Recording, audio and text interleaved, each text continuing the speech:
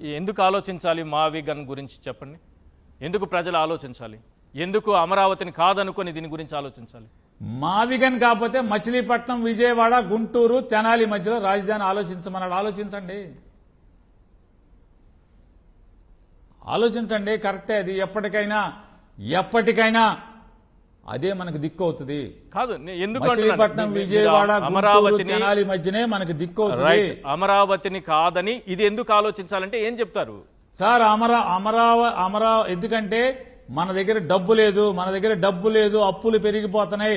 ఇవాళకే చంద్రబాబు నాయుడు గారు మొదటి సంవత్సరంలో 14-19 మధ్యలో 2016, 17, 18లో తీసుకున్నటువంటి రాజధాని నిర్మాణం కోసం చేసినటువంటి 5,000 చిల్లర కోట్ల రూపాయల అప్పుకి ఇప్పటికీ దగ్గర 2,000 కోట్ల రూపాయలు వడ్డీ కట్టాం. 2,000 కోట్ల రూపాయలు వడ్డీ కట్టాం.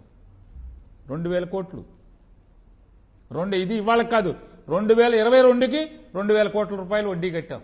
ఆ 5,000 కోట్లకి, ఈ 50,000 కోట్లకి, ఆ 5,000 కోట్లకి, మొత్తం ఇవాళ 47, ఆ 5 52,000 కోట్లకి ఎంత వడ్డీ కట్టాలి? ఎన్నేళ్లు కట్టాలి? ఎవడు కడతాడు? చంద్రబాబు నాయుడు కడతాడా? జగన్మోహన్ రెడ్డి గారు కడతాడా? పవన్ కళ్యాణ్ గారు కడతాడా? లోకేష్ కడతాడా? ప్రజలు కట్టాలి సార్.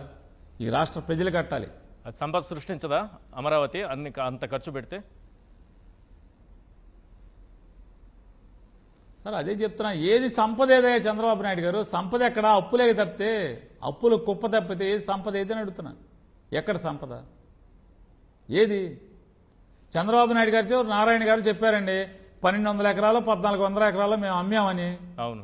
ఆ డబ్బే ఎక్కడుంది? అమరావతి నిర్మాణం చేస్తామని తెచ్చి 13,000 కోట్ల రూపాయలు డ్రా చేసి 1,000 కోట్లు వేరే దానికి వాడేశారు సార్ వీళ్ళు. అసలు వీళ్ళు ఎంత పచ్చి, వీళ్ళనేమనాలి? కాదు, వీళ్ళనేమనాలి అసలు సార్? అసలు వీళ్ళ ఎంత దుర్మార్గులు వీళ్ళు అసలు, ఈ పాలకులు. రైట్. ఫైనల్ గా ఒక మాట, అమరావతి నిర్మాణం చేస్తామని 47,000 కోట్లు అప్పు శాంక్షన్ చేసుకుని 13,000 కోట్లు డ్రా చేసి 1,000 కోట్లు దారి మళ్ళీ ఇచ్చారు. రైట్. ఫైనల్ గా ఒక మాట, 5,500 కోట్లు కాంట్రాక్ట్. అమరావతి క్యాపిటల్ అనే అంశం పైన మొబిలైజేషన్ ఇచ్చారు. అమరావతి క్యాపిటల్ ఇప్పటికే తీర్మానం అయింది, బిల్లు వెళ్ళిపోయింది, చట్టం కూడా కాబోతోంది. ఇప్పటికైనా అమరావతి క్యాపిటల్ అనే అంశం పైన వైఎస్ఆర్సీపీ స్టాండ్ ఏంటి?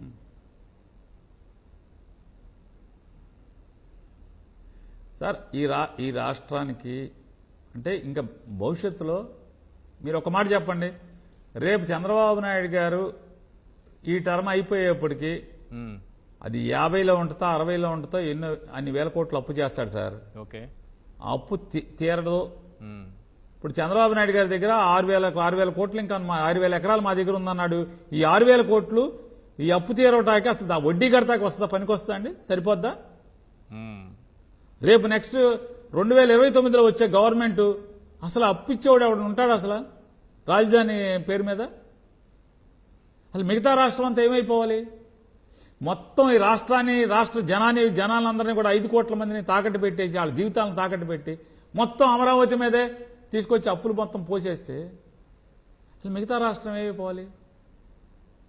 సార్ రాబోయే ఇంకొక 1.5 సంవత్సరం, 2 ఏళ్లకి లేకపోతే 3 ఏళ్లకో ప్రభుత్వ ఉద్యోగస్తుల జీతాల చెల్లింపులు సంవత్సరానికి, పెన్షన్లు కానీ చెల్లింపులు కానీ 90,000 నుంచి 1,00,000 కోట్ల రూపాయలు అవుద్ది సార్. 1,00,000 కోట్ల రూపాయలు కావాలి సంవత్సరానికి. సాలీనా ప్రభుత్వ ఉద్యోగుల జీతభత్యాలకి, పెన్షనర్లకు ఇవ్వటానికి 1,00,000 కోట్లు కావాలి. రేపు మళ్ళీ ఎలక్షన్ వచ్చేప్పటికి 1,00,000 కోట్లు దాటిపోద్ది. మరి వాళ్ళ పరిస్థితి, జీతభత్యాలు ఎట్లా ఇవ్వాలి? ప్రభుత్వాన్ని ఎట్లా నడపాలి?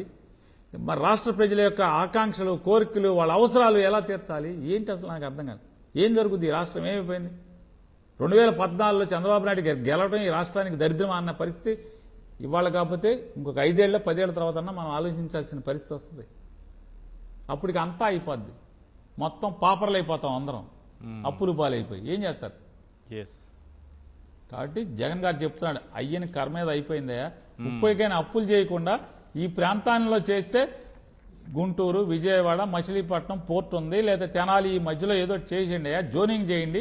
అది రాజధాని. జనం నిర్మాణం చేసుకోవాలి తప్పితే రాజధాని గవర్నమెంట్లు, పాలకులు, ప్రభుత్వాలు రాజధాని నిర్మాణం నగరాలు నిర్మాణం చేయటం ఏంటి? ఇది ఎక్కడ అవుద్దాయా అని చెప్పని ఆయన గోల.